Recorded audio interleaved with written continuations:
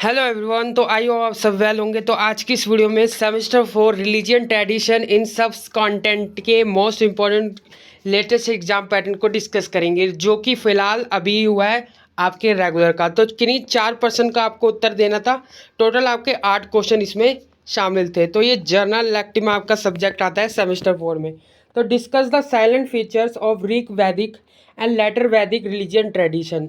तो मैं इस most important latest exam pattern को डिस्कस करने से पहले आपको बता देता हूँ, अगर आपने मोस्ट इंपॉर्टेंट क्वेश्चन की वीडियो नहीं देखी है तो डिस्क्रिप्शन बॉक्स में आपको उसका लिंक मिल जाएगा, आप इजी तरीके से वो भी देख सकते हैं। हिंदी में बात करें, ऋग वैदिक और उत्तर वैदिक धार्मिक परंपराओं की मुख्य विशेषताओं पर चर्चा करें। तो ये पहला क्वेश्चन इंपॉर्टेंट बनता है आपका इस सब्जेक्ट से। दूसरा क्वेश्चन आपका इंपॉर्टेंट बनता है कि is it's correct to say the Buddhism and Jainism were are response to accepting social and economic condition. क्या ये कहना सही है कि बौद्ध धर्म और जैन धर्म मौजूदा सामाजिक और आर्थिक परिस्थितियों की प्रतिक्रिया थे। तो ये इंपॉर्टेंट है।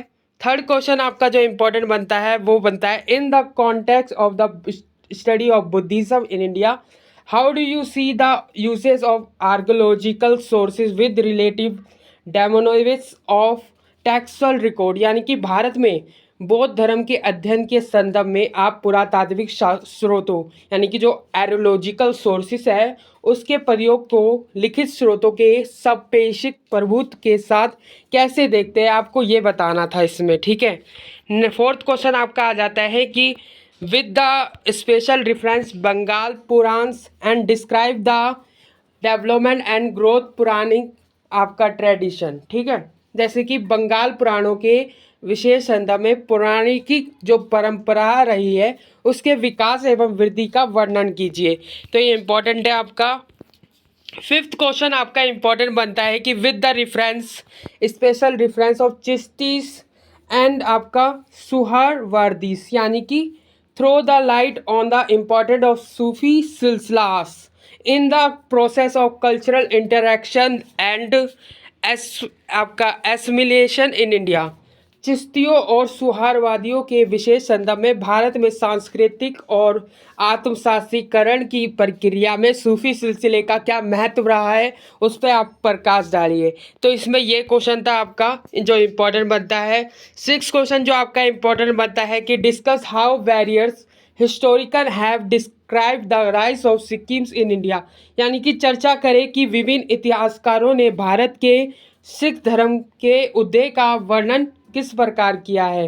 तो ये इम्पॉर्टेंट है आपका। सेवन क्वेश्चन आपका जो इम्पोर्टेंट बनता है वो बनता है कि what kind of debates took place in the constitute assembly on the issue of secularism. यानी कि धर्मनिरपेक्षता के मुद्दे पर संविधान सभा ने किस तरह की बहसें हुई।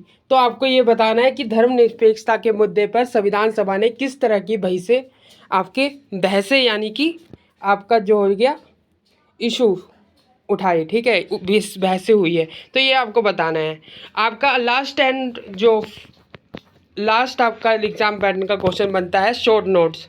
शॉर्ट नोट में आपसे पूछा जा सकता है कि सगुण और निर्गुण भक्ति क्या है, यानी कि सगुण और निर्गुण भक्ति में अंतर बताइए। इसमें आपको एक लेख लिखना है।